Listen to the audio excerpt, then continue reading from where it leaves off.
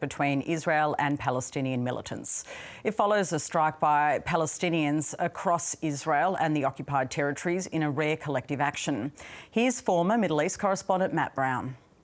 Well, the Israeli military says that Hamas and other militant groups in Gaza have fired around 3,500 projectiles out of Gaza towards Israel. Most of those that look like they're going to hit a population centre have been intercepted by Israel's missile defence system.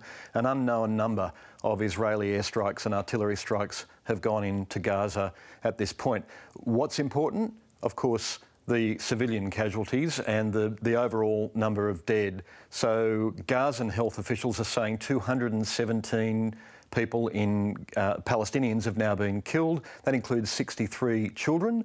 Israeli officials are saying 12 people have now been killed in Israel. That includes 2 children.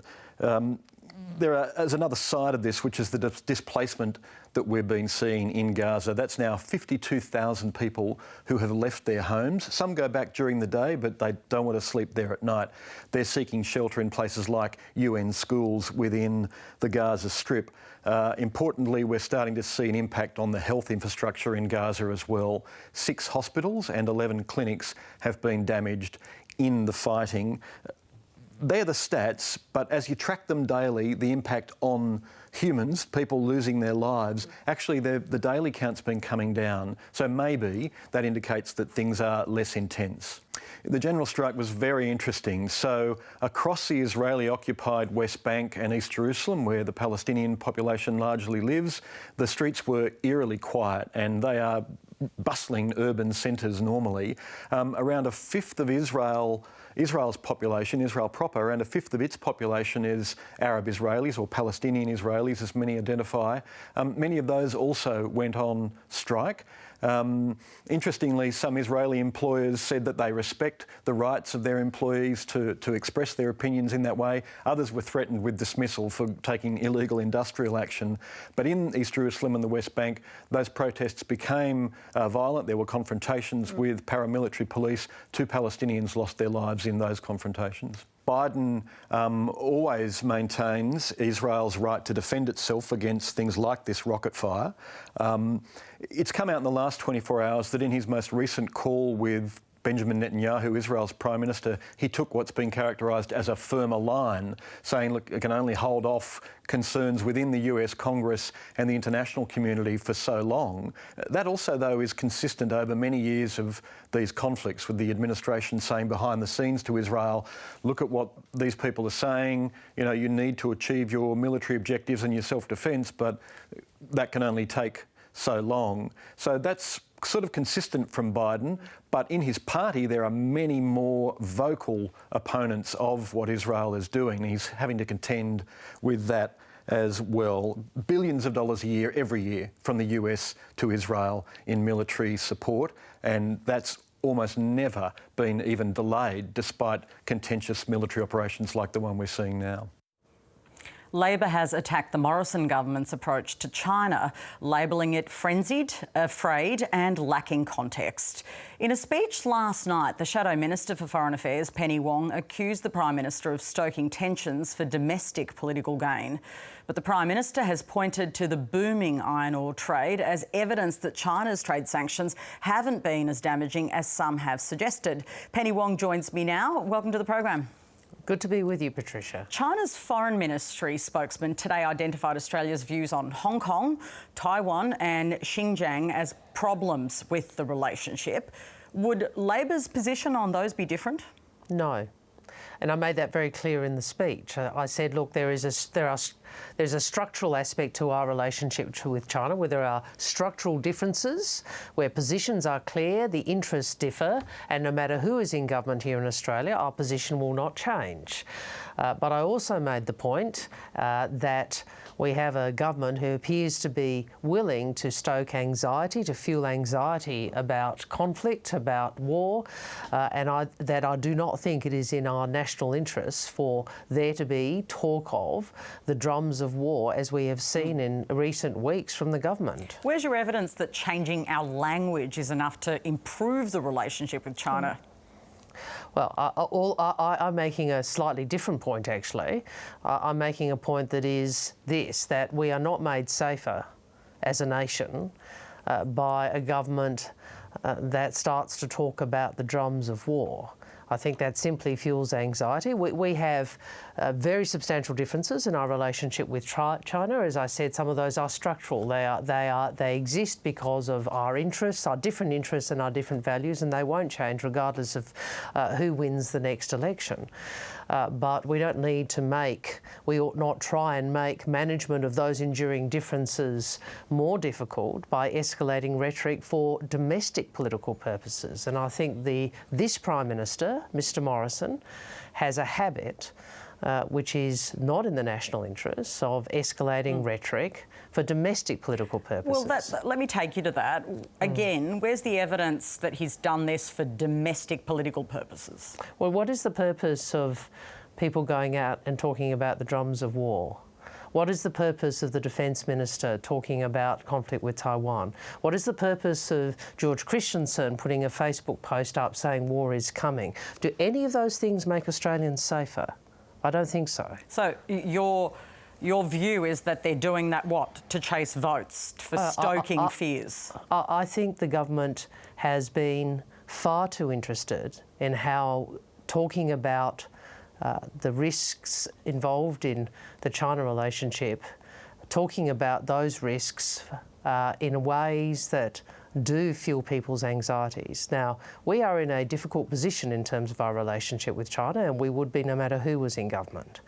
But I think the Prime Minister's willingness, and along with the rest of his team, to talk this up is unnecessary and unhelpful and not in the national interest. And why have you decided that you want to take on the Prime Minister on this issue and challenge this, what you've described as this increasing rhetoric around China? What's your motive? Because I don't think it's good for the country.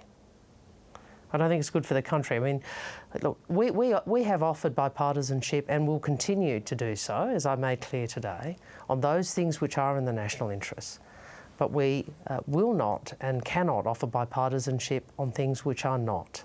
And with this Prime Minister, what we've seen is a series of pronouncements about foreign policy, decisions on foreign policy, which I think were very clearly motivated by domestic politics rather than by the national interest. Does Scott Morrison have a point when he says China's trade sanctions against Australia are mostly theatrical?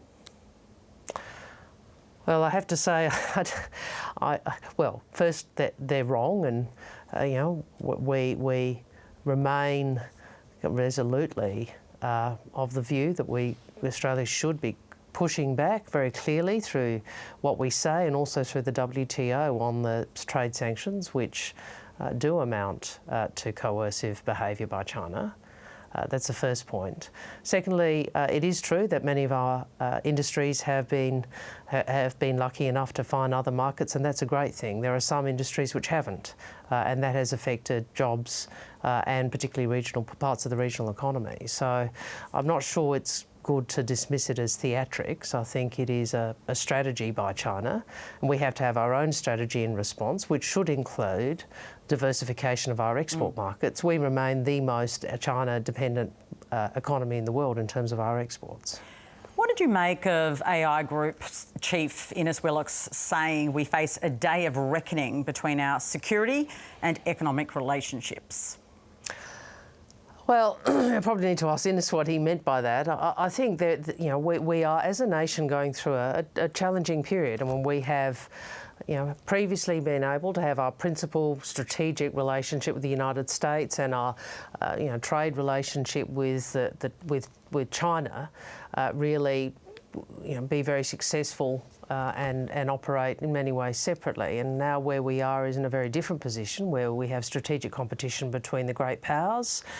We have Australia rightfully asserting its interests, and where those interests have differed from China's, that has led to disagreement. So we are in a very different phase in Australian foreign policy, and we need to be calm, confident and consistent in our behaviour.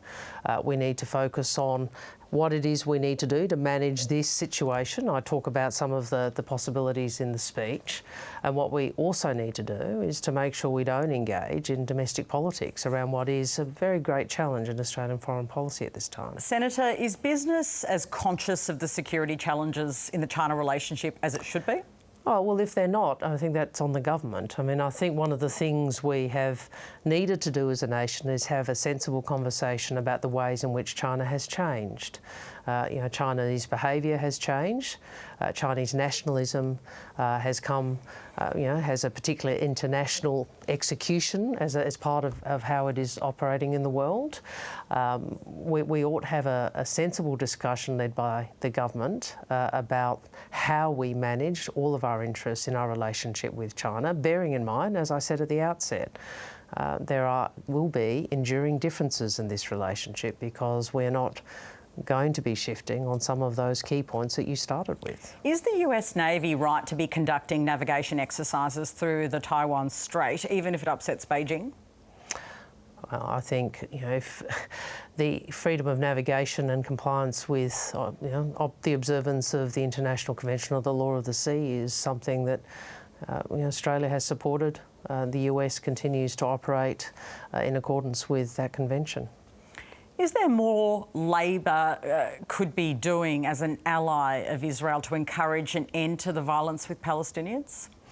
More Labor or Australia? Australia. And, yes, and what is your view too? I think all of us would say what is happening is tragic, and there is tragedy that in so many areas. There's tragedy we see on television that we hear about, and most tragic of all is, of course, the death of children that we are seeing. What we should be doing, and I have joined with Maurice Payne on this, is calling for all leaders to de-escalate. We should be calling for a ceasefire. I understand from reports that this is something that the international community is seeking to come together on, and I hope that the Security Council can do so, because we do need to see a multilateral call for a ceasefire which is then observed by all sides. How concerned are you by the sectarian violence that we're now seeing in Jerusalem and the West Bank? Well, there has been incitement. There has been an escalation of violence. As you say, it's multifaceted, and this is a cycle of violence and escalation which simply leads to tragedy. Whatever people's views about who has right on their side in any particular conflict, what we know is we end up seeing so many children lose their lives. And so we must, as an international community, I think, step forward and call on a ceasefire, and Australia should be doing that and encouraging leaders to respond.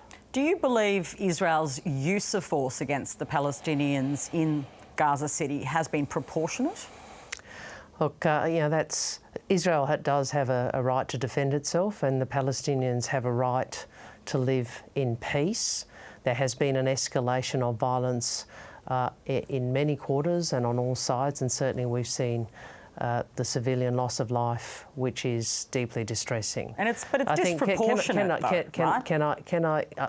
think it is much better, rather than getting into who is less right or less wrong in a situation where we are seeing so much loss of life, for us to be putting our shoulder to the wheel in diplomatic efforts for a ceasefire. I mean, no one can be but moved by seeing the images that we are all seeing. And our focus should be, as both, as I said, we're a friend of Israel and we are a friend of the Palestinians. We should be putting our shoulder to the wheel to get agreement on a ceasefire. Today, the government has announced it will invest $600 million on a gas-fired power plant.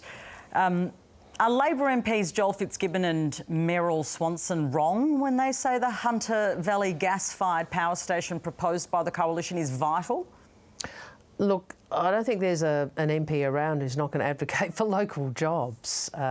So, it doesn't surprise me that, we've got a couple of good local MPs who are out there advocating for local jobs. But, at the higher level of policy, I think what we're seeing is a failure of policy from this government. I mean, this is taxpayers' money being thrown after projects which will produce expensive power, because this government will not give the private sector certainty to invest. And so it now has to step in with taxpayer funds, and I think that's a demonstration of a failure of policy. Joel Fitzgibbon isn't just the local member. He also had a pretty key portfolio and moved on, where he was pushing actually for a different policy position from Labor. Doesn't this demonstrate there's a split in the Labor Party about how to go forward on these issues? No, I don't accept that at all. I think it's completely explicable for local members to argue for things in their electorate. I understand that. So but we are Labor's very clear. Yeah. We are very clear about the need for a much more coherent energy policy that enables there to be a much greater, development of new energy jobs for the long term. I mean, this is not sustainable long term to have government policy that is so all over the place. But it makes Joel Fitzgibbon's job pretty hard going into a federal election campaign with Labor saying that you don't think that this should be funded. I think we've been very clear about the need to get the settings right so the private sector can invest. I mean, the fundamental failure here is a failure of policy, which means the market is not investing. So do you think Let's be clear about that. Do you think this $600 million is wasted on this project? I would like to see the government explain why this project stacks up.